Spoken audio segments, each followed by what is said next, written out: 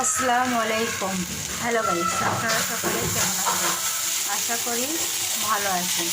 আজকে আমি বগুড়ার ছোট আলু দিয়ে ভর্তা বানাবো।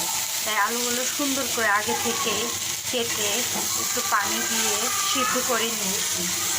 এর ভিতর পেঁয়াজ, রসুন কুচি আর কাঁচামরিচ দিয়ে ভালো করে লাল করে ভেজে নিব। ভেজে নিয়ে এগুলো আমি শিলপাটায় অনেক সুন্দর করে একটা ভর্তা বানাবো। খেতে অনেক মজা হবে।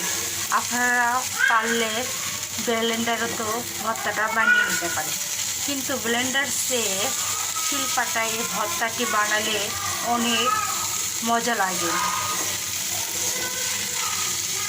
যারা এই ভর্তাটি খাননি একবার হলো বাসায় ট্রাই করে দেখবেন, অনেক মজা হয়।